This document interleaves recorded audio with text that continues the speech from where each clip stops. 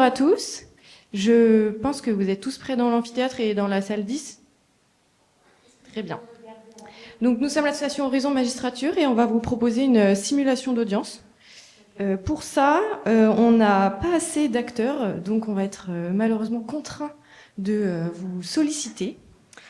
Donc on a besoin d'un greffier et de 2 assesseurs pour participer à cette simulation d'audience avec nous, qui sera d'une durée approximative de 40 minutes. Donc il faut se sentir apte à rendre une décision ou bien à tenir note des débats, sachant que je dois vous préciser que cette simulation d'audience sera retransmise sur YouTube. Donc il nous faudra votre accord écrit à l'issue pour toutes ces questions de droit à l'image. Alors, est-ce que certains se sentent d'une âme de greffier ou d'assesseur? Il n'y a absolument aucune condition prérequise. Oui, venez. J'ai pas mes lunettes, alors ça va être... Oui, madame, venez. Donc, on va tout vous expliquer. Les assesseurs vont pouvoir partir avec madame la présidente dans la salle de délibéré qui se trouve juste derrière cet amphithéâtre. Et madame la greffière va pouvoir s'installer là. Je vous laisse vous distribuer les rôles comme vous le souhaitez. Assesseur.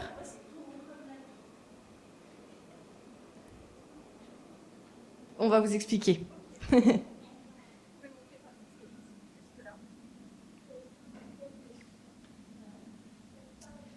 Le greffier va être briefé par madame le procureur exceptionnellement et madame la présidente va faire passer les robes aux assesseurs et leur expliquer leur rôle. Pendant ce temps-là, ma tâche est de vous rappeler qu'il s'agit d'une simulation. Donc le tribunal correctionnel est ici composé de 2 assesseurs qu'on a pris dans le public. Sachez que dans la réalité, ce sont des assesseurs, des magistrats professionnels. Nous ne sommes pas en cour d'assises, donc c'est pour rendre la simulation interactive qu'on vous prend dans le public, mais en réalité, on devrait être composé de 3 magistrats professionnels. Voilà. Madame la Présidente, vous n'êtes pas dans la salle du délibéré. Vous n'êtes pas dans la salle du délibéré. Ah oui, je dois vous rappeler aussi qu'il s'agit donc d'une simulation, d'un procès fictif, bien que les faits sont des faits qui sont tout à fait courants dans les tribunaux, mais que les acteurs peuvent se permettre un petit peu d'humour. N'y voyez pas là de malhonnêteté ou de malveillance de notre part. C'est histoire aussi que vous passiez un agréable moment. Si vous voulez voir un vrai procès, nous vous invitons à vous déplacer au tribunal de Bordeaux, qui se trouve juste à côté et qui tient ses audiences tous les jours, sauf le samedi, bien sûr. Ouais.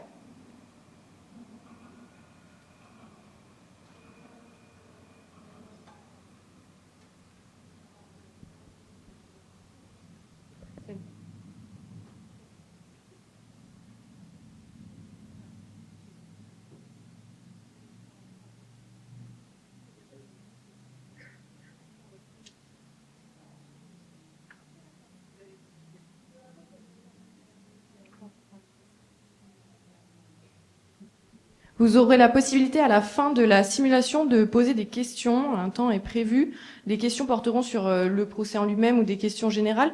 Pour des questions plus individualisées sur le parcours, sur comment on devient magistrat, il y a toute une série de conférences qui sont prévues toute la journée et les stands dans le hall avec mes collègues qui seront ravis de répondre à toutes vos questions.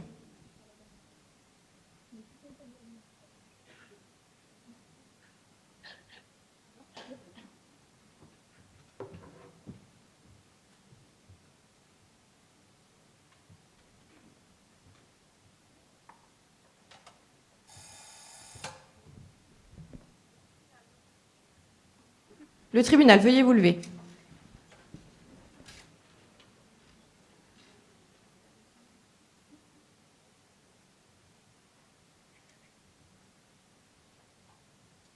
L'audience est ouverte, veuillez vous asseoir.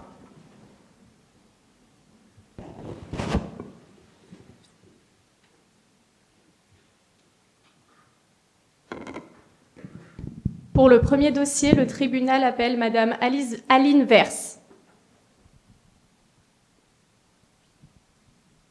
Madame Aline Verse, approchez-vous s'il vous plaît. Monsieur l'escorte, veuillez désentraver Madame. remercie. Pouvez-vous me confirmer, madame, que vous comprenez et savez lire et écrire en français? Oui, Parfait. Je vais procéder à la vérification de votre identité. Vous êtes madame Aline Vers, vous êtes née? le 24 mai 1995. Très bien. Quelle est votre adresse aujourd'hui? J'habite 5 quai des Chartrons à Bordeaux. Et vous êtes de nationalité française? Oui, française, oui. Très bien. Vous êtes ici devant le tribunal, madame, car il vous est reproché d'avoir à Bordeaux et en Gironde entre le 1er juillet. Est-ce que vous êtes assistée par un avocat? Oui. Maître. Bonjour, vous êtes maître? Parfait, je vous remercie. Maître, le micro n'est pas allumé. Il est allumé, Madame la Présidente. Merci. Donc, comme je vous le disais, vous êtes ici devant le tribunal car il vous est reproché d'avoir à Bordeaux et en Gironde entre le 1er juillet 2023 et le 8 janvier 2024, en tout cas sur le territoire national et depuis temps non couvert par la prescription, détenu de manière illicite des stupéfiants, en l'espèce 18 kg de cannabis, 4 kg de cocaïne, 50 g de kétamine, 34 g d'héroïne, fait prévu et réprimé par les articles 222-37, 222 41, 222-44, 45, 47, 48, 49, 50, 51 du Code pénal et les articles L5132-7, 8 du Code de la santé publique et l'article 1 de l'arrêté ministériel du 22 février 1990. Il vous est également reproché d'avoir à Bordeaux et en Gironde, sur la même période, en tout cas sur le territoire national et depuis temps non couvert par la prescription, offert ou cédé de manière illicite des stupéfiants, en l'espèce de la cocaïne, de la kétamine, de l'ecstasy, de la méthamphétamine, du LSD et du cannabis. Maître, est-ce que vous me tenez les articles pour lus? Je vous remercie. Et à nouveau, d'avoir à Bordeaux et en Gironde sur la même période de temps et sur le territoire national non couvert par la prescription, acquis de manière illicite des stupéfiants, l'espèce de la cocaïne, de la kétamine, de l'ecstasy, de la méthamphétamine, du LSD et du cannabis. Comprenez-vous, madame, les faits qui vous sont reprochés? Oui, j'ai compris, oui. Très bien. Madame Vers, le tribunal vous informe qu'au cours de cette audience, vous avez le droit de vous taire, de répondre à mes questions ou de faire des déclarations spontanées. Avez-vous compris ces droits? J'ai compris, Madame la Présidente. Nous sommes en procédure de comparution immédiate. Cela signifie que vous avez le droit de demander un délai de 10 jours pour préparer votre défense ou que vous pouvez accepter d'être jugé aujourd'hui. Que choisissez-vous? Moi, je voudrais un délai pour préparer ma défense, si c'est possible. C'est entendu, madame. Le tribunal vous informe que ce délai est accordé de droit. Je vais statuer aujourd'hui sur la mesure de sûreté dont vous ferez ou non l'objet en attendant la prochaine audience. La mesure de sûreté, madame, c'est-à-dire que le procureur de la République va faire des réquisitions sur un possible placement en détention provisoire, la mise en place d'un contrôle judiciaire ou d'une assignation à résidence sous surveillance électronique en attendant la prochaine audience afin de garantir notamment votre représentation. Est-ce que vous avez compris? Oui, j'ai compris, ouais, je connais, ouais. Très bien. Madame la procureure, le tribunal vous écoute pour vos réquisitions. Merci Madame la Présidente. Aujourd'hui, je vais vous demander de placer Madame en détention provisoire au regard du risque de récidive, de la nécessité de mettre fin à l'infraction et de prévenir ce renouvellement. Également, s'agissant du casier judiciaire de Madame, 17 condamnations y figurent, dont 8 au titre de trafic de stupéfiants, ce qui, en l'espèce, rend nécessaire la nécessité de pouvoir la représenter devant ce tribunal. Également, Madame ne justifie pas d'un emploi. Elle se prévaut d'un logement pourtant instable puisque chez un ami, donc nous ne constatons pas qu'elle puisse justifier d'un domicile aujourd'hui. Également, il existe un risque de pression sur les témoins puisque des acheteurs ont été entendus dans le cadre de la procédure et la désignent comme vendeuse. Les faits sont également graves puisque des quantités importantes ont été retrouvées au cours de la perquisition, donc 18 kilos de cannabis, 4 kilos de cocaïne, 50 grammes de kétamine, 34 grammes d'héroïne. Il est donc tout à fait nécessaire de conserver les preuves et les indices, de garantir la représentation de Madame auprès de la justice et puis au regard des peines encourues et de la fuite de l'intéressé lors de l'interpellation, il est tout à fait nécessaire de la placer aujourd'hui en détention provisoire. Merci. Merci, Madame la procureure. Maître, vous avez la parole pour la défense. Madame la Présidente, Mesdames du tribunal, j'ai bien l'intention de contester les réquisitions du procureur de la République. Il existe des alternatives à la détention provisoire. Et je produis au dossier ce que vous avez, Madame la Présidente, Mesdames du tribunal, un accord du maître des lieux, l'ami chez qui ma cliente est hébergée. Il s'agit de l'assignation à résidence sous surveillance électronique que je demande pour ma cliente.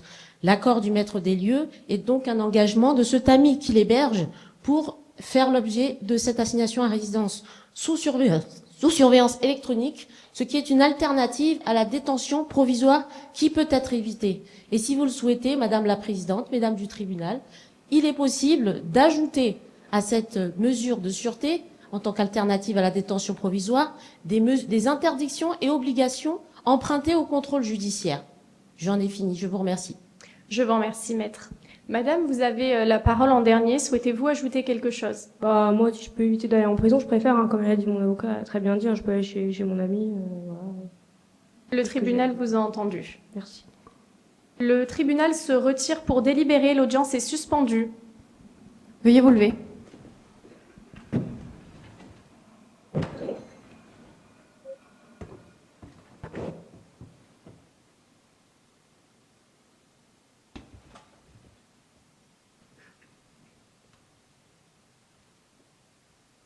Comme vous l'avez compris, le tribunal, vous pouvez vous rasseoir et après il faudra vous relever. Comme vous l'avez compris, le tribunal s'est retiré pour délibérer, donc il va statuer sur les mesures de sûreté. Le procureur de la République a demandé une détention provisoire, tandis que l'avocat de la défense a plaidé une assignation à résidence sous surveillance électronique, qui sont deux mesures de sûreté, à laquelle on a une autre possibilité qui est un contrôle judiciaire dont il n'a pas été fait mention ici. Madame la greffière a tenu note notamment de ce qu'a pu dire le prévenu, parce que le reste est déjà dans la note d'audience qui est préétablie, et elle tiendra bien évidemment note du délibéré, c'est-à-dire de la décision que le tribunal va rendre dans quelques minutes. C'est une décision qui est collégiale, parce qu'ils sont 3 magistrats, ce qui signifie que la majorité l'emporte, mais vous ne saurez jamais ce qu'il s'est passé derrière cette salle, car c'est couvert par ce qu'on appelle le secret du délibéré, et sa violation est non seulement mal vue, mais en plus sanctionnée. Donc vous ne saurez jamais qui a été mis en minorité, ou bien si tous les 3 étaient d'accord. La décision sera rendue par le tribunal, donc sous-entendu par les 3 magistrats. Ne vous inquiétez pas, ça fait pas 40 minutes, hein. Il y a un autre dossier.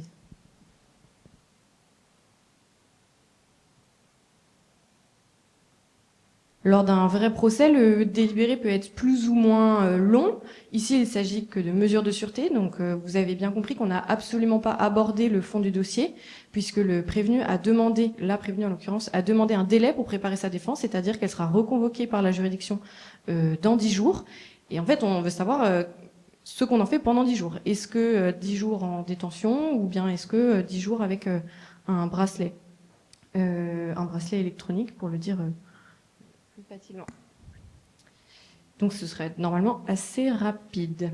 Et quand on instruit sur les faits, bien évidemment, certains délibérés peuvent prendre plusieurs minutes, plusieurs heures éventuellement, selon la complexité de l'affaire.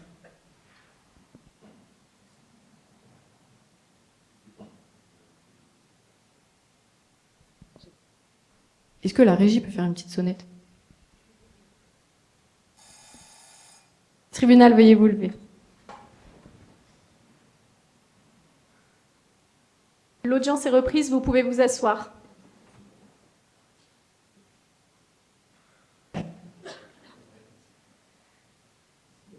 Madame Aline Verse, approchez. Après en avoir délibéré par décision contradictoire à votre égard, le tribunal ordonne le renvoi de l'audience à une date ultérieure et dans l'attente ordonne votre placement en détention provisoire avec mandat de dépôt. Cela signifie, madame, que vous allez intégrer dès ce soir le centre pénitentiaire où vous serez détenue dans l'attente de votre jugement. Je vais vous poser quelques questions afin de remplir la notice individuelle de détention. Est-ce que vous avez déjà été incarcéré auparavant? Oui. Est-ce que vous prenez un traitement médical? Non. Est-ce que vous avez des pensées suicidaires? Non. Très bien. Monsieur l'escorte, je vous remercie de vous avancer avant d'escorter madame vers la sortie.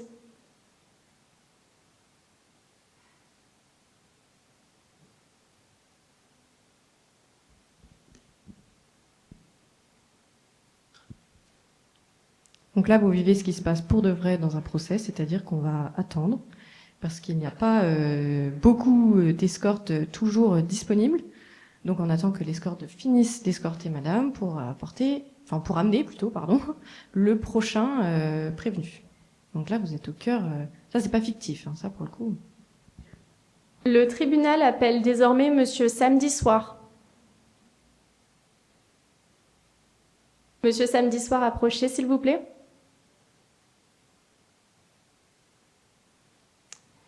Monsieur Lescorte, est-ce que vous pouvez désentraver, monsieur?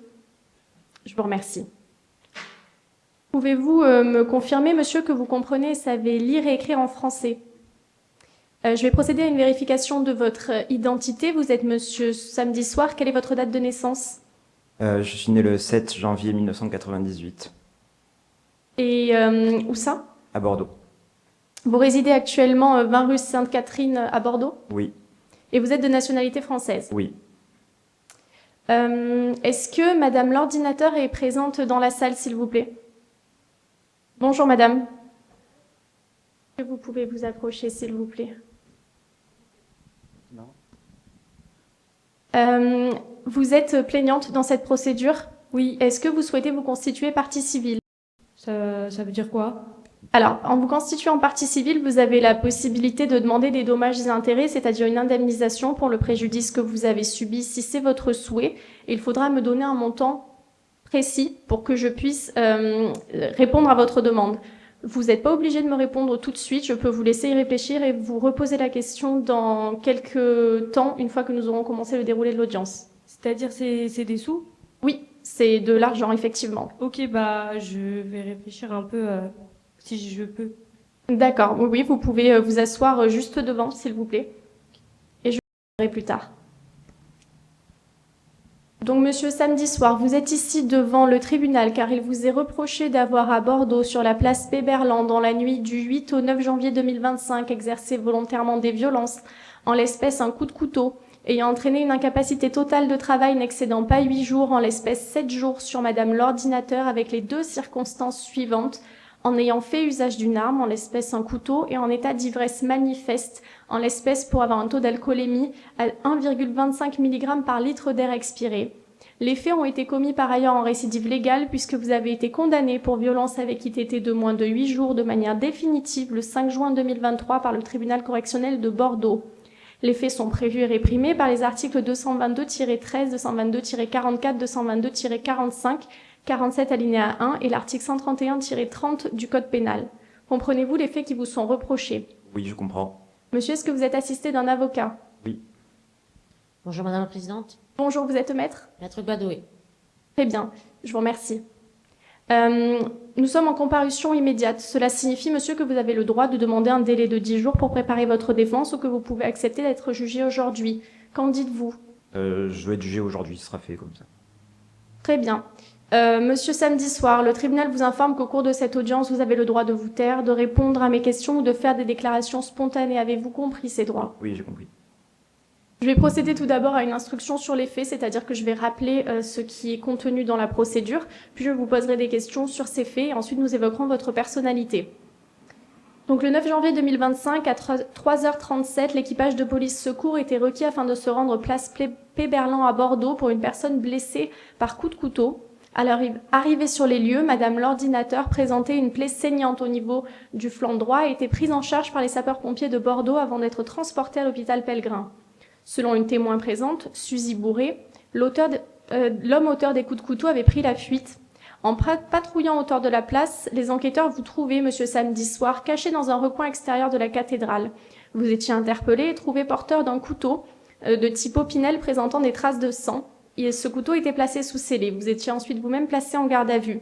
Entendu par les enquêteurs, vous aviez déclaré que vous ne reconnaissiez pas les faits, que vous aviez dû vous défendre et avez été agressé par madame l'ordinateur en premier, que vous étiez tranquille sur la place, aviez demandé une cigarette, qu'elle vous avait insulté de clochard, puis avait mis la main dans son sac pour attraper quelque chose, que vous aviez cru qu'elle allait vous frapper et que vous aviez donc sorti votre Opinel que vous aviez toujours sur vous pour vous défendre. Vous expliquez être parti en courant car vous avez ensuite eu peur et que c'est comme ça que vous avez été retrouvé. Suzy Bourré était entendue en tant que témoin et elle indiquait que, avec l'ordinateur, ils avaient passé la soirée au bar et qu'à la fermeture, ils étaient sortis sur la place pour fumer une dernière cigarette et que vous étiez arrivé, qu'elle vous avait déjà vu plusieurs fois dans le bar auparavant et que vous aviez demandé une cigarette de façon agressive, avait commencé à les insulter et que, quand l'ordinateur avait essayé de vous calmer, vous vous étiez approché d'elle, l'avez bousculée puis lui avez donné un coup de couteau. avant de partir en courant. Elle ne savait pas où vous étiez parti car elle vous décrivait comme très alcoolisé. Le responsable du bar, qui était juste à côté de la place, indiquait qu'en fermant, il avait entendu crier, qu'il était sorti pour voir, avait vu une altercation sans pouvoir distinguer ce qui s'était produit, et qu'il n'était pas intervenu car il avait vu une troisième personne et que celle-ci était ensuite partie en courant. Il n'avait pas vu de couteau. L'exploitation de la vidéosurveillance n'avait pas permis de retracer avec précision le déroulé de l'altercation car il faisait nuit. Il était simplement possible de voir un objet brillant et de distinguer 3 silhouettes non identifiables formellement, l'une allant vers les 2 autres, puis une empoignade se déroulant. Auditionnée à son tour, Madame l'ordinateur indiquait qu'elle était sortie avec son amie pour fumer une dernière cigarette, que vous l'aviez approchée visiblement alcoolisée et aviez adopté une attitude provocante, fait des remarques agressives pour demander une cigarette, qu'elle avait tenté de vous calmer, que vous vous étiez approché d'elle, l'avait bousculée et puis lui avait planté un coup de couteau. Par la suite, son amie avait appelé les pompiers, n'avait pas pu voir où vous étiez parti et que c'était la première fois qu'elle se faisait agresser et avait subi un stress assez important. Donc, lors de votre interpellation, les enquêteurs relevaient un taux d'alcoolémie de 1,25 mg par litre d'air expiré.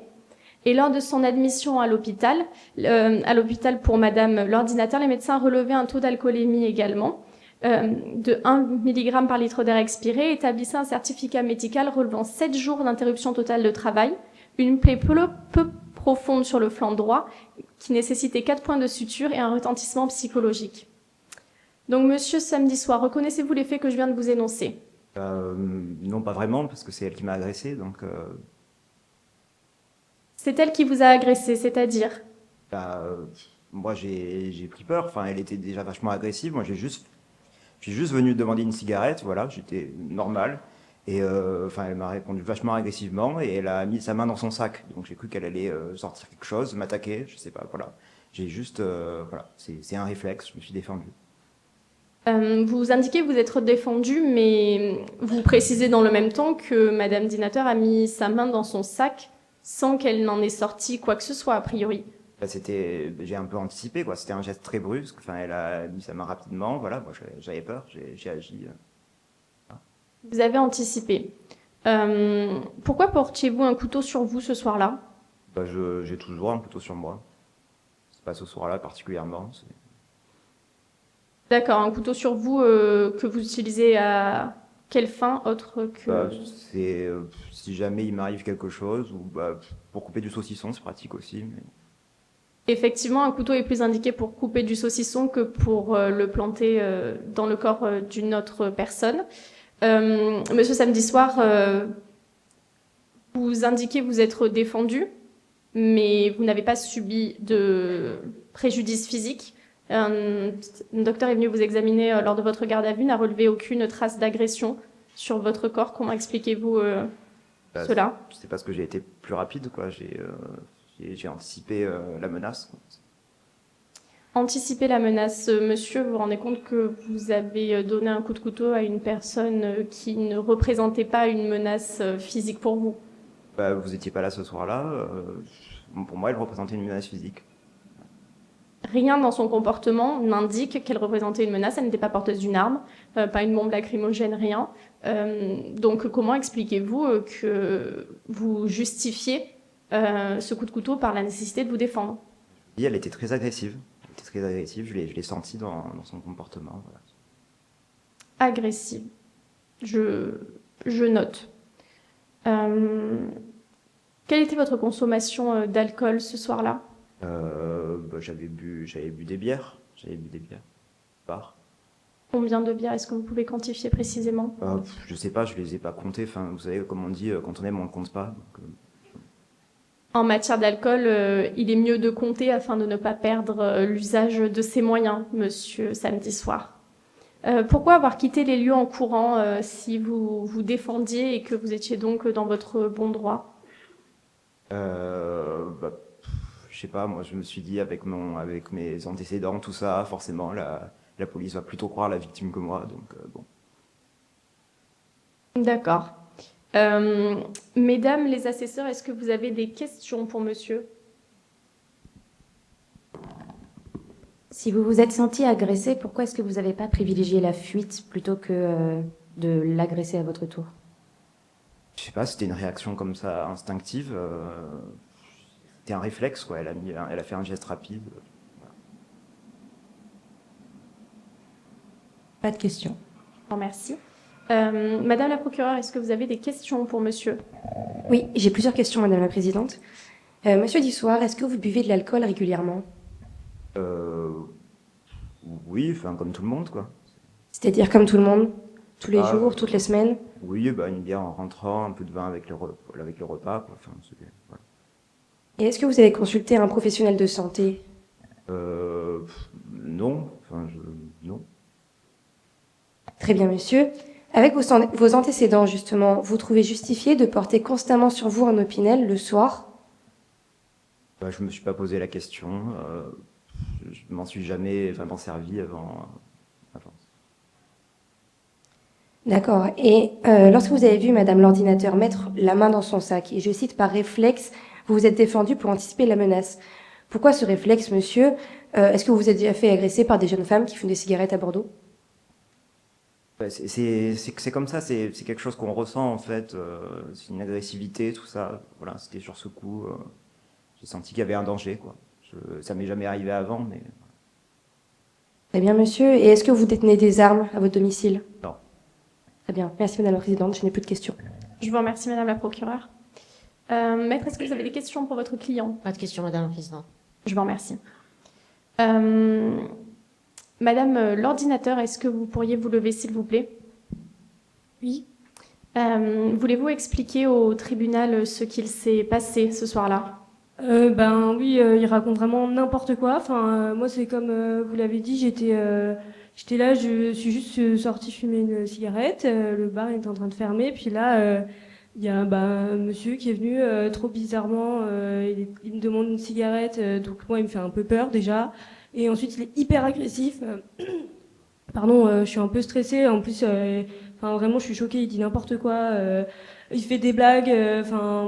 Enfin voilà. Enfin bon, bref, il me demande ça et moi juste, je regarde si j'en ai une parce que je veux juste qu'il me laisse tranquille. Enfin, en même temps, je suis un peu partagée. Enfin, j'ai un peu peur, quoi, clairement. En plus, il pue l'alcool. Enfin bon, bref. Et donc après, de nulle part, il vient, il m'agresse, il me met un coup de couteau. Moi, je suis tombée. Bah bien sûr que non, j'ai pas répondu. J'étais pas du tout agressive. Enfin, je suis hyper choquée de ce qui... Enfin, il ment. Enfin, franchement, c'est n'importe quoi. Et voilà, je sais pas trop quoi vous dire. Moi, ça m'a marqué. Enfin, je suis un peu... c'est un peu difficile de tout vous dire. Je suis un peu... Enfin, c'est difficile d'en parler. D'accord. Quelles sont les conséquences pour vous aujourd'hui concrètement?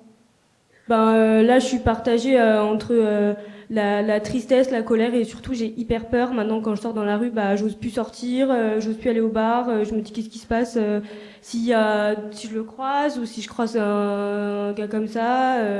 Moi, j'aimais bien aller au bar et tout. Enfin, le week-end, surtout là, c'est juste à côté d'ici. Je passe tout le temps là. Enfin, du coup, je fais des détours pour éviter parce que j'ai trop peur de le croiser. Donc voilà, je suis pas trop bien. Enfin voilà, puis j'étais blessée, donc j'ai mal. Voilà. Le tribunal vous remercie, Madame, pour votre déclaration. Est-ce que vous avez des questions, Mesdames les assesseurs? Madame la procureure, est-ce que vous avez des questions pour Madame? Oui, une question, Madame la Présidente. Est-ce que vous consultez un psychologue aujourd'hui, Madame, justement, pour soigner le retentissement que les faits ont eu sur vous? Là, j'ai pas encore eu le temps d'y aller, mais ouais, je vais y aller parce que franchement, c'est pas possible que je retourne tout dans la tête comme ça. Faut que ça aille mieux et donc oui, j'en ai besoin, quoi. Enfin, ouais. Merci, Madame. Merci. Maître, est-ce que vous avez des questions pour Madame l'ordinateur? Pas de questions. Je vous remercie, Maître. Madame l'ordinateur, le tribunal vous remercie pour votre témoignage. Vous pouvez vous rasseoir. Ok. Monsieur, samedi soir, nous allons maintenant évoquer votre personnalité. Vous êtes ouvrier en bâtiment. Au niveau professionnel, vous travaillez pour une petite entreprise de rénovation à Bordeaux. Vous êtes décrit comme un travailleur acharné. Vous êtes apprécié par vos collègues et votre patron indique que vous travaillez bien, même s'il a pu avoir des différends avec vous en raison de votre impulsivité. Qu'est-ce que vous en dites? C'est vrai que je suis bosseur. Voilà, moi j'aime mon métier, j'aime mon travail, je le fais bien. Et sur l'impulsivité? Sur l'impulsivité, enfin, ça arrive à tout le monde d'avoir des désaccords, quoi, des petites disputes. Des disputes de quelle nature? Un conflit verbal, un conflit physique? Oui, non, verbal, verbal. Des moments où vous pouvez vous énerver ou comment ça se passe ces conflits? C'est quand même un métier pas facile, je pense que vous imaginez. Voilà, des fois, après une journée, on est un peu fatigué. Il y a des mots qui dépassent la pensée, voilà. Et il est décrit que vous traversez une période difficile du fait de la diminution de la charge de travail. Comment vivez-vous cette situation professionnelle dégradée? Ça me stresse beaucoup parce que on ne sait pas ce qui va advenir de nous. Est-ce qu'on va être licencié? L'entreprise est un peu en galère. Moi, j'ai vraiment peur de perdre mon travail. Je ne sais pas ce que je vais faire si je le perds. C'est assez stressant, quoi. Ça m'angoisse et j'avoue que c'est parfois aussi pour ça que l'alcool, ça m'aide. D'accord, effectivement. Du point de vue médical, vous êtes décrit comme subissant un stress chronique depuis plusieurs années. Votre médecin traitant indique qu'il vous a recommandé de suivre des soins que vous ne suivez pas apparemment. Est-ce que vous avez mis en place un suivi? Non, pas encore, non. D'accord, parce que vous évoquez une consommation d'alcool qui paraît être plus que festive, qui permet pour vous de trouver une solution à vos problèmes. Est-ce que c'est le cas? Je sais pas, peut-être un peu. Bon, voilà, après, avec des fois, quand je fais la fête, je consomme un peu trop, mais sinon, quand je bois au quotidien, j'ai pas l'impression de boire trop, mais je sais pas, ça m'aide un peu. D'accord. Au niveau de votre situation familiale, vous êtes célibataire, sans enfant, vous vivez seul à Bordeaux, mais avez des bons liens avec votre mère. Au niveau de votre situation pénale, monsieur, votre casier judiciaire comporte 4 mentions, dont 2 pour violence. Une première en 2018, des violences sans interruption totale de travail pour une bagarre en sortie de boîte de nuit, et des violences en 2023 avec une ITT de 2 jours pour lesquelles vous avez été condamné à 4 mois de sursis simple. Qu'est-ce que vous pouvez me dire de ces condamnations, monsieur? Je les regrette, mais bon, c'est... Ouais. Comment expliquez-vous que vous êtes à nouveau devant le tribunal aujourd'hui pour des faits de violence également? Cette situation-là où ça m'a stressé, je me suis senti agressé, voilà, mais c'est pas... Bien. Mesdames les assesseurs, est-ce que vous avez des questions sur la personnalité pour monsieur? Madame la procureure, est-ce que vous avez des questions pour monsieur samedi soir? Oui, Madame la Présidente. Monsieur, vous avez effectué un travail d'intérêt général. Quel impact a eu ce travail sur vous? Qu'est-ce que vous pouvez nous en dire aujourd'hui? C'était une punition pour moi, quoi, mais je l'ai fait. Moi, travailler, ça me dérange pas, donc voilà, j'ai fait ce qu'on m'a demandé. Merci, monsieur. Et qu'est-ce que vous pouvez nous dire de votre situation financière? Quel salaire mensuel percevez-vous au titre de votre emploi? Je touche 1800 par mois. Merci, monsieur. Je n'ai plus de questions, Madame la Présidente. Je vous remercie. Maître, est-ce que vous avez des questions? Oui, Madame la Présidente. Monsieur, est-ce que vous regrettez votre geste? Oui, oui. C'est pas par plaisir que je blesse quelqu'un. Vous avez présenté vos excuses à la victime, n'est-ce pas? Oui. Bien, je vous remercie, maître. Madame l'ordinateur, est-ce que vous pouvez vous lever, s'il vous plaît? Souhaitez-vous, du coup, vous constituer partie civile, ce dont nous avions parlé au début? Oui. Puis en fait, moi j'ai oublié de dire un truc quand même, c'est que il dit qu'il avait peur de moi, mais regardez-moi, enfin je fais pas trop peur, alors que, enfin voilà. Et oui, je voudrais demander, et c'est pas vrai, il s'est pas excusé, donc moi maintenant je veux demander de l'argent. Vous demandez combien à titre de dommages et intérêts? Je sais pas trop, combien je peux demander 5 000 euros. 5 000 euros, très bien. Moi, je ne peux pas vous aider à chiffrer votre demande, mais je note que vous demandez 5 000 euros de réparation pour votre préjudice. Ok. Je vous remercie, Madame l'ordinateur. Je laisse maintenant la parole à Madame la procureure pour ses réquisitions. Madame la Présidente, Mesdames du tribunal, je vais d'abord mettre en évidence la gravité des faits qui nous occupent aujourd'hui, donc une altercation particulièrement violente au cœur de Bordeaux, donc la place Péberlan qui est juste à côté, et qui a entraîné un important retentissement pour l'ordre public, pour Madame l'ordinateur également, qui était accompagnée, au cours de cette soirée où elles ont été victimes d'un homme porteur d'une arme blanche qui les a violentées. Un acte de violence par ailleurs gratuite, puisque Madame l'ordinateur a été blessée gravement par un coup de couteau, un opinel, alors qu'elle fumait une cigarette à la sortie d'une soirée en bar. La matérialité des faits est tout à fait rapportée, puisque cette blessure a causé à Madame l'ordinateur une ITT de 7 jours. Le prévenu a utilisé un opinel qui a été retrouvé sur lui. Par ailleurs, cet objet a été vu sur la vidéosurveillance. Un témoin a vu également le couteau. L'atteinte à l'intégrité physique de la partie civile est donc bien caractérisée. Également, nous prendrons en considération la circonstance aggravante d'utilisation d'une arme, donc le couteau dont était porteur monsieur, et également la circonstance aggravante d'alcool, puisque le taux a été mesuré. L'intentionnalité ne fait non plus pas défaut, puisque monsieur a reconnu la volonté de blesser Madame l'ordinateur. La légitime défense ne tiendra pas, vous en douterez. Madame l'ordinateur s'est relevée, s'est dirigée vers lui alors qu'il aurait pu partir. Il a volontairement fait usage de son couteau pour se défendre, pour prévenir la menace. Bref, ses excuses et cette légitime défense ne tiendront pas. Madame l'ordinateur n'a fait ainsi usage d'aucune violence physique à l'égard de monsieur, comme en témoigne la vidéosurveillance, comme l'ont rapporté le témoin, et ce, malgré les déclarations du prévenu. Ce type de violence, cette gravité des faits, le retentissement pour la victime et cet important trouble à l'ordre public au cœur de Bordeaux est inacceptable dans notre société et mérite une réponse judiciaire ferme. Pour cela, je demanderai au tribunal d'entrer en voie de condamnation. J'attirerai également l'attention du tribunal sur les antécédents judiciaires de l'accusé. Plusieurs incidents émaillent son parcours, notamment des incidents de violence, avec la plupart du temps présence de l'alcool, puisque en effet monsieur reconnaît qu'il utilise l'alcool pour soigner ses maux dépressifs réguliers. L'impulsivité de monsieur a également été rapportée et ce comportement récurrent de violence fait craindre une récidive et le renouvellement de telles infractions. Malgré les condamnations précédentes, malgré les avertissements passés de ce tribunal, il existe donc un risque que monsieur n'ait toujours pas compris l'incidence que peuvent avoir ses actions sur la société. Les conséquences pour la victime sont également particulièrement graves, puisque cette dernière a subi des blessures corporelles graves. Je le rappelle, 7 jours d'ITT, donc 7 jours où madame a été dans l'incapacité de pourvoir aux besoins de sa vie courante.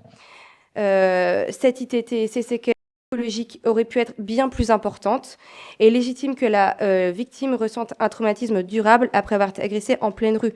Elle nous a ainsi dit ne plus pouvoir fréquenter les bars, elle évite la place Péberlan qui, rappelons-le, est quand même au cœur du centre-ville, elle a du mal à marcher seule le soir, la nuit, bref, cette attaque de violence a eu un réel impact sur sa vie quotidienne et sa vie nocturne, notamment en tant que jeune femme.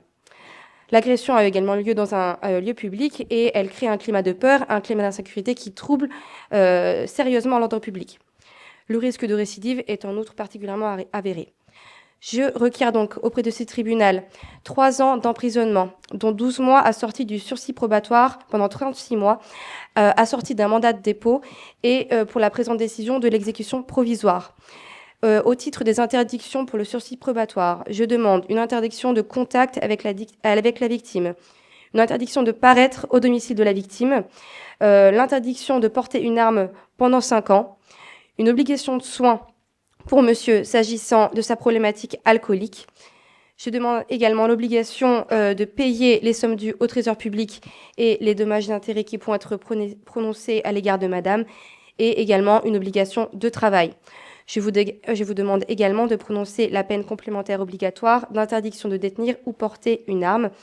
Et je vous demande enfin la confiscation des scellés, c'est-à-dire de l'arme qui a servi à la commission de l'infraction, donc de l'opinel de monsieur. Merci. Je vous remercie, Madame la procureure. Maître, vous avez la parole pour votre plaidoirie. Merci, Madame la Présidente. Mesdames du tribunal, ne vous fiez pas aux apparences. Madame se présente comme une victime alors qu'elle a été très menaçante. Malheureusement, la vidéosurveillance ne permet pas d'entendre tout ce qu'elle a pu dire d'insultant. Madame la Présidente, Monsieur n'est pas un criminel. Nous ne sommes pas devant la cour d'assises. Pourquoi une telle gravité dans les réquisitions? Replaçons les choses dans leur contexte. Monsieur, un jeune homme, à 27 ans, travailleur, sérieux, investi dans sa vie professionnelle. Il a tout simplement eu des difficultés, il vous l'a dit, du stress. Un travail qui devient incertain. Il ne s'agit pas de justifier le comportement, mais de comprendre ce qui a mené à une altercation. En général, une jeune femme est toujours vue comme celle qui a subi des violences, mais elle a pu être aussi à l'initiative par son comportement provocateur. Monsieur a tout simplement demandé à madame une cigarette. Elle l'a mal pris ou mal entendu. Elle l'a menacé et insulté. Vous ne pourrez pas y croire parce qu'elle se présente sous son meilleur jour aujourd'hui. Mais monsieur qui est simplement stressé a eu peur d'une femme aussi provocante dans ses insultes. Alors, madame la présidente, mesdames du tribunal, ce soir-là, pour recontextualiser les choses, monsieur est sorti pour se divertir, pour oublier les soucis du quotidien. Il ne cherchait pas la provocation. Il n'a fait, comme je vous l'ai dit, que demander une cigarette.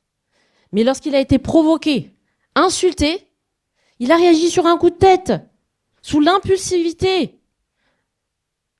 Un simple réflexe de défense. Réagissant face à une menace perçue, même si elle se présente toute fragile, elle est quand même assez insultante. Elle est de mauvaise foi. Alors, il s'agit donc d'une réaction d'urgence face à une menace immédiate. Oui. Monsieur était dans un état de panique parce qu'il est stressé. Il reconnaît avoir consommé de l'alcool, mais il a tout de même été provoqué, menacé, madame la présidente. Les quelques condamnations que madame la procureure rappelle, qui sont antérieures, ne doivent pas expliquer un jugement hâtif. Il est important de distinguer les actes commis dans un contexte bien différent, où monsieur n'avait pas d'opinel dans le cadre de ses condamnations antérieures. Il s'agissait d'actes dans un contexte de conflit occasionnel et non de comportements délictuels réguliers. Alors, encore une fois, il est jeune, il peut apprendre à gérer ses émotions, n'est-ce pas, monsieur? Ne l'enfermez pas dans ses erreurs passées. Mon propos n'est pas de minimiser tout de même la physique, pas morale de la victime, mais physique causée à son flanc gauche. Monsieur, je vous demande de garder à l'esprit, madame la présidente, pendant votre délibération, que cette altercation n'est que le fruit d'un événement malheureux, de plusieurs événements malheureux, soulignés par une provocation de la victime qui a été insultante. Mon client vous l'a dit, il regrette son geste. Il a présenté ses excuses à madame Lordiane, l'ordinateur. Donnez-lui la chance de se reconstruire. Je vous demande donc de tenir compte du fait qu'il n'a pas un profil de criminel, qu'il est dans un état de repentance et qu'il a un désir sincère de se réinsérer dans la société. Je sollicite donc que la peine soit aménagée. Monsieur est de bonne foi. Il reconnaît avoir été inadéquat dans son comportement. Pour que monsieur puisse bénéficier, il faut que monsieur bénéficie d'un sursis, qu'il puisse, grâce à un suivi socio-éducatif et thérapeutique, se réinsérer dans une vie plus sereine et plus responsable. Quant aux dommages et intérêts de 5 000 € demandés par la victime, qui n'apporte aucun certificat médical, hormis ce qui est au dossier et qui est assez ancien, la plaie a cicatrisé, madame. 5 000 €, vous bénéficiez de la sécurité sociale. Alors, madame n'apporte pas les éléments justifiant ni un préjudice moral, ni un préjudice financier. La sécurité sociale lui a accordé une prise en charge complète. Je demande à titre principal pour cette demande d'indemnisation, le rejet de la demande d'indemnisation de la victime, et à titre subsidiaire, de réduire cette somme de 5 000 € à de plus justes proportions. Je vous remercie, Madame la Présidente. Je vous remercie, maître. Monsieur, vous avez la parole en dernier. Voulez-vous ajouter quelque chose? Oui, je suis d'accord avec tout ce qu'a dit mon avocate. 5 000 €, je peux pas payer ça, c'est 3 mois de salaire. Et si on m'envoie en prison, ma mère sera toute seule. Je sais pas ce qui... Je pense qu'elle s'en remettra pas. Voilà, c'est tout ce que j'avais à dire.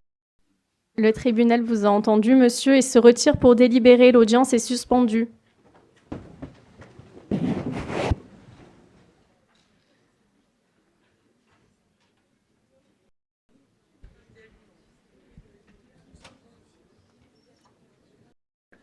Vous pouvez vous rasseoir.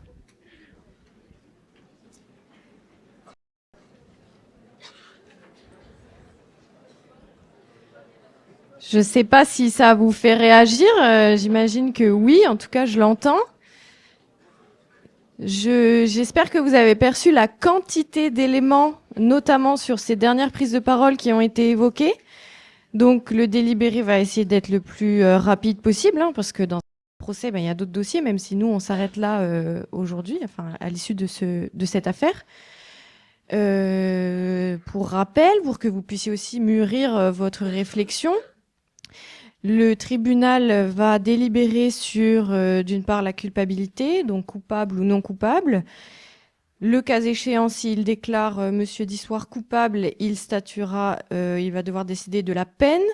Donc, compte tenu des réquisitions de Madame la procureure, compte tenu de la plaidoirie de la défense, compte tenu des éléments de l'affaire, compte tenu du contexte, de sa personnalité, ce ne sont pas des critères que l'on décide de prendre en compte, mais ce sont des critères qui sont imposés par la loi. Donc, la peine est décidée en considération des éléments de l'affaire et de la personnalité de l'auteur. La peine, personne ne peut savoir à l'avance ce qui sera décidé. Vous avez peut-être des petites idées. Alors, moi, je trouve que c'est encore plus difficile quand on est tout seul. La collégialité permet de confronter son opinion sur l'affaire et de pouvoir vraiment en discuter. On n'entend pas forcément tous les mêmes choses. Et à l'issue de ça, il faudra encore statuer sur la demande de la partie civile, donc les dommages, et d'abord savoir si sa constitution de partie civile est recevable, si elle est donc bien victime du préjudice causé par Monsieur Dissoir, si c'est bien lui le responsable, et une fois que ces questions sont tranchées, de savoir quelle somme on lui accorde, dans la limite du maximum qui a été demandé. Le tribunal ne pourra jamais aller au-dessus. Ce qui rend un petit peu cette question un petit peu sensible dans les tribunaux quand les victimes n'arrivent pas à chiffrer leur préjudice, ce qui est très souvent le cas, comme ça a été un peu illustré ici. Donc quand elles demandent des très faibles sommes, et même si nous, au tribunal, on considère que les faits sont vraiment très très graves et qu'on aimerait donner plus, on ne peut pas. On est vraiment tenu par la demande de la partie civile, et quand elle n'en formule pas, on ne peut pas non plus accorder d'indemnisation financière. Et à l'issue de tout ça, le tribunal prendra soin de bien vérifier qu'il n'a rien oublié pour ensuite tout expliquer et rendre sa décision non seulement la plus claire possible, la plus intelligible possible, que tout le monde la comprenne, donc à la fois notre prévenue, notre plaignante, Madame la greffière qui va devoir tenir note de la décision. Donc nous verrons si notre présidente il va très très très vite, et à ce moment-là, la greffière elle sera comme ça, ou bien si elle prendra le temps de découper, ce sera peut-être difficile à noter, mais auquel cas, ne pas hésiter à demander à Madame la Présidente, je n'ai pas bien entendu, est-ce que vous pouvez répéter? Ça, c'est des choses qui se font voilà, de manière tout à fait naturelle lors d'un procès. Et quoi d'autre? Et à l'issue, l'audience sera terminée. Donc, je ne sais pas si elles en ont pour longtemps, mais vous avez bien vu là tous les éléments sur lesquels il faut statuer, dans cet ordre. Est-ce que je prends une question, éventuellement? Si quelqu'un a une question, une petite question assez rapide, comme ça, parce que sinon on fait comme dans un vrai tribunal et on attend tous en se regardant dans le blanc des yeux. Hein. Ça peut être très long. Non? Bon, c'est pas grave, hein, moi je peux attendre. Enfin, vous aussi, de toute façon, vous n'avez pas le choix. Je ne sais pas si en salle 10, ils ont des questions. Ah. Non, pas de questions. Oui, madame. Je vous laisse le micro, comme ça tout le monde l'entendra. Bonjour. Moi, je suis pas sûre d'avoir la peine qui a été requise par la procureure. Si c'était de la prison ferme ou avec sursis ou... Alors, c'est une très bonne question. Voilà, vous avez vu, ça va très vite. Madame le procureur, est-ce que vous voulez redire votre question sur la peine en expliquant? Ah, le tribunal est prêt? Alors, on répond juste à la question rapidement et après, je te toque.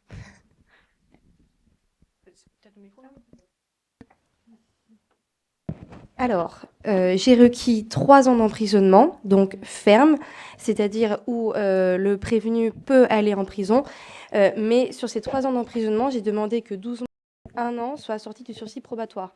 C'est-à-dire que ces 1 an, il ne les effectuera pas s'il respecte les obligations du sursis. Et donc, dans ces obligations, il y avait une interdiction de contact avec la victime, une interdiction d'aller à son domicile, une interdiction de porter une arme, donc c'est-à-dire aussi un opinel, une obligation de se faire soigner pour sa problématique alcoolique, une obligation de paiement, une obligation de travail. Et donc, s'il ne respecte pas une seule de ces obligations ou de ces interdictions, les 12 mois que j'ai accordés avec sursis, il pourra les passer au surplus en prison. Voilà.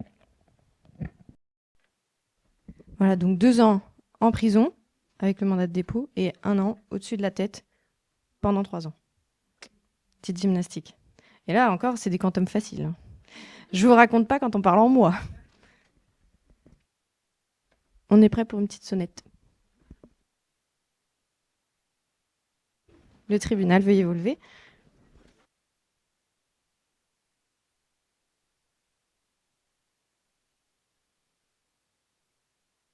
L'audience est reprise, vous pouvez vous asseoir.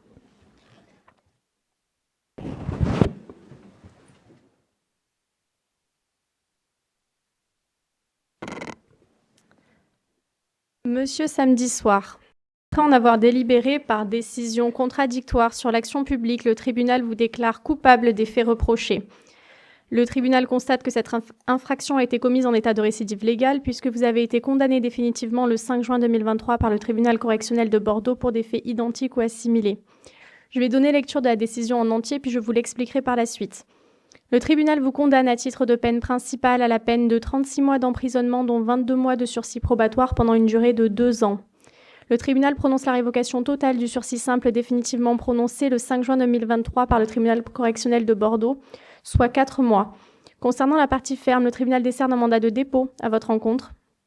Concernant le sursis probatoire, vous devrez respecter, outre les obligations de l'article 132-44 du Code pénal, les obligations particulières prévues par l'article 132-45 du même Code, à savoir l'interdiction de porter ou de détenir une arme, l'interdiction de contact avec madame, l'interdiction de paraître à son domicile, l'obligation de suivre des soins d'addictologie et de psychologie, l'obligation de réparer en tout ou partie, en fonction de vos facultés contributives, les dommages causés par l'infraction, l'obligation de vous acquitter des sommes que vous devez au trésor public, ainsi que l'obligation de travail ou de formation. Le tribunal vous condamne à la peine complémentaire obligatoire d'interdiction de détenir ou de une arme soumise à autorisation pour une durée de 5 ans, ainsi que la confiscation des armes dont vous êtes propriétaire ou dont vous avez la libre disposition. Sur l'action civile, le tribunal reçoit la constitution de partie civile de Madame l'ordinateur et vous déclare entièrement responsable de son préjudice. À ce titre, il vous condamne à lui payer la somme de 5 000 € à titre de dommages et intérêts. Je vous informe, Madame l'ordinateur, que vous pouvez saisir la commission d'indemnisation des victimes d'infraction si Monsieur Samedi Soir ne s'acquitte pas des sommes auxquelles il a été condamné dans un délai de 2 mois pour obtenir leur paiement, à charge pour la commission de se retourner contre lui. La présente procédure est assortie de droits fixes d'un montant de 127 €. Si vous vous acquittez de cette somme dans un délai d'1 mois, ce montant sera minoré de 20%. Concrètement, monsieur, cela signifie que vous allez rejoindre le centre pénitentiaire dès ce soir afin d'y purger une peine d'emprisonnement ferme de 18 mois. Pour la partie restante de votre peine, vous bénéficiez d'un sursis, mais celui-ci est probatoire. Cela signifie que pendant 2 ans, vous devrez faire vos preuves et pour cela respecter les obligations que je vous ai énoncées et ne pas être condamné pour une nouvelle infraction. Si ce n'était pas le cas, le sursis pourra être révoqué, ce qui signifierait aller en prison pour exécuter le restant de votre peine. À l'issue du délai de probation, si vous n'avez pas fait l'objet d'une nouvelle condamnation et avez respecté vos obligations, celle-ci sera réputée non avenue. Vous recevrez une convocation à votre sortie de détention et vous devrez vous présenter devant le juge de l'application des peines pour déterminer les modalités d'exécution. Je vais vous poser quelques questions afin de remplir la notice individuelle de détention. Est-ce que vous avez déjà été incarcéré ? Non. Est-ce que vous prenez un traitement médical ? Est-ce que vous avez des pensées suicidaires? Non. Bien, est-ce que tout est clair, monsieur? Oui. Vous avez le droit de faire appel de cette décision dans un délai de 10 jours à compter d'aujourd'hui. Monsieur l'escorte, je vous prie de réentraver monsieur et puis de l'escorter vers la sortie. Au revoir.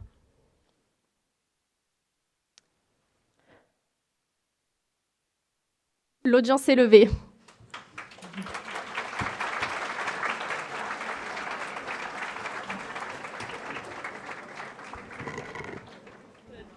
Nous avons 10 minutes si vous voulez poser des questions. Si mesdames les assesseurs et madame la greffière ont très chaud, elles peuvent enlever leur robe. Ce que je propose, c'est qu'on passe les questions des salles où l'audience est retransmise en premier et après on passera aux questions de l'amphi. Avec plaisir. Oui, bonjour. Je voulais savoir si la victime et le prévenu sont toujours aussi près l'un de l'autre de manière générale. Là, on n'avait pas la possibilité d'avoir un box pour le prévenu, mais généralement, le prévenu, notamment lorsqu'il est en comparution immédiate, sort des geôles du tribunal dans lequel il est détenu et donc il est transporté dans ce box qui est situé du côté plutôt greffier généralement. Et donc, il y a un box avec des vitres. Il est coupé du reste de la salle d'audience. Donc non, la victime est dans la salle d'audience, mais l'accusé est à une certaine distance. Notamment, il y a une séparation qui est faite par des vitres la plupart du temps. Donc là, c'est exceptionnel du fait de la configuration des lieux, mais normalement, il n'y a pas une telle proximité. Ce serait sinon un peu inquiétant pour les victimes.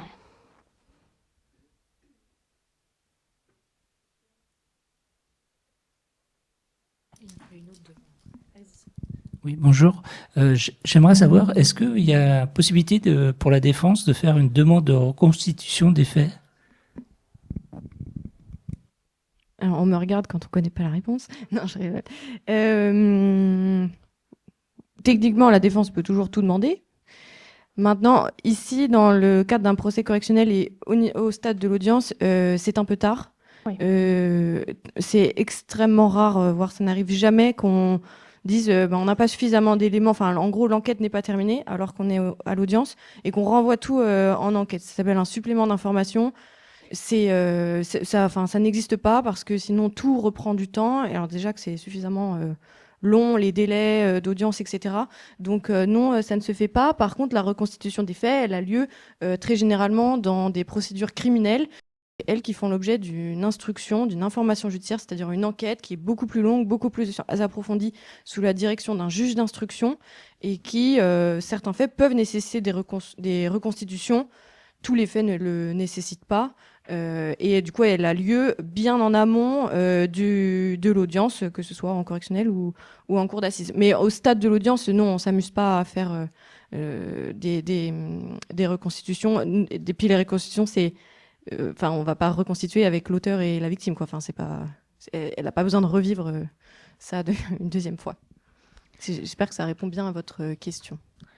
Je propose qu'on prenne une dernière question dans l'autre salle et qu'on passe ensuite aux questions de l'amphi. Est-ce qu'on a une autre question? Qu'en est-il du fait d'être représenté par un avocat ou de ne pas l'être, puisque la victime, là, n'est pas représentée par un avocat? Alors c'est un choix. En réalité, les victimes peuvent tout à fait venir sans avocat. C'est toujours plus simple. Alors là, c'est un cas qui se prêterait quand même à une représentation par avocat puisqu'on a une plaie. Cela signifie qu'on va pouvoir former des demandes indemnitaires à la fois pour les souffrances qui ont été endurées, mais également pour préjudice esthétique, puisqu'on se doute que si c'est une plaie au niveau du ventre, suivant la cicatrisation, il y aura peut-être des conséquences sur 2, 3, 4 ans, voire même une cicatrice qui ne disparaîtra jamais. Donc ça, normalement, ça peut être indemnisé, ça peut être pris en compte. Un avocat ferait des conclusions, listerait les différents postes de préjudice et demanderait une indemnisation spécifique pour le préjudice moral également.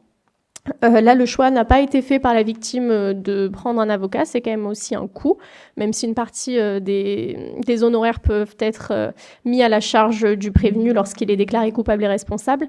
Mais ça représente quand même un coût. Et puis des fois, quand on n'a pas une bonne connaissance du système judiciaire, on peut ne pas savoir qu'on a la possibilité d'être présenté pour demander réparation devant le tribunal. Et là, en l'espèce, c'est vrai que même le terme constitution partie civile n'est pas forcément clair pour le justiciable et il ne sait sait pas ce que ça recouvre, et notamment le fait d'être partie à la procédure et donc de pouvoir s'exprimer et de faire des demandes. Donc voilà, c'est plutôt le choix en réalité de la personne, et parfois ça peut être plus ou moins nécessaire. C'est vrai que quand on est sur un vol à l'arraché et qu'il n'y a pas de blessure, une représentation par avocat ne se prête pas forcément. Mais là, dans l'espèce, ça aurait pu être une bonne chose. Je propose qu'on passe aux questions dans l'amphi. Est-ce qu'il y en a?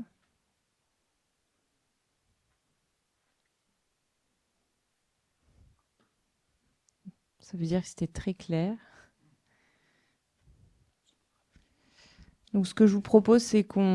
On a une question pardon, là. je n'avais pas vu. Excusez-moi, madame. Vous parliez de délai tout à l'heure. Je voulais savoir à peu près quelle notion de délai entre le jour des faits et l'audience peut être écoulée. Ça dépend. Ça, c'est une réponse fastoche. Là, dans le cas qu'on a jugé aujourd'hui, il y avait beaucoup d'informations. Je ne sais pas si vous avez fait attention aux dates, mais on est dans une situation de comparution immédiate. Donc, ça veut dire que les faits ont eu lieu avant-hier. Donc, il s'est passé 1 jour et demi entre les faits et l'audience. Pour certains faits, l'orientation de la procédure, donc c'est-à-dire il s'est passé quelque chose, les enquêteurs font leur petite enquête et le magistrat du parquet, le procureur ici présent, qui n'est pas encore à l'audience mais qui est derrière son téléphone, reçoit son appel des enquêteurs et va décider de ce qu'il fait de la procédure. Soit il l'envoie en procédure de comparution immédiate, il sera jugé 2 jours après. Sinon, il peut choisir, il a plein de possibilités. Le délai long, c'est la convocation. COPJ, convocation par officier de police judiciaire. Donc il va dire à l'enquêteur, vous lui donnez une convocation pour qu'il se présente au tribunal tel jour à telle heure. Ce tel jour à telle heure, suivant les ressorts, donc suivant les tribunaux, suivant la charge de procédure, peut être plus ou moins long. Par exemple, 1 an et demi ou 2 ans.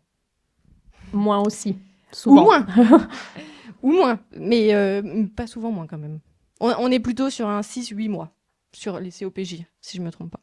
Et il y a d'autres procédures, ce qu'on appelle, il va dire à l'enquêteur, vous me l'amenez, parce que dans l'attente de l'audience, je veux qu'il soit sous contrôle judiciaire. Parce que sinon, j'ai peur que... Enfin, voilà, il faut qu'il ait une petite surveillance, et à ce moment-là, il doit être jugé dans les 6 mois. Donc on est sur des durées extrêmement variables, selon les faits, selon l'orientation qui est décidée, et puis selon s'il y a de la place à l'audience, quoi. Enfin... Si la comparution immédiate est pleine, c'est-à-dire, je sais pas, il y a déjà 18 dossiers 10 Ouais, c'est déjà pas 10 mal. dossiers, ça commence à 14h. Là, on a pris 40 minutes pour en faire 2, entre guillemets. Mais nous, c'est facile. Enfin, on a écrit le scénario pour que ce soit rapide. Donc, voilà, ça vous permet d'avoir une petite idée. Merci beaucoup pour votre attention et bonne visite de l'école.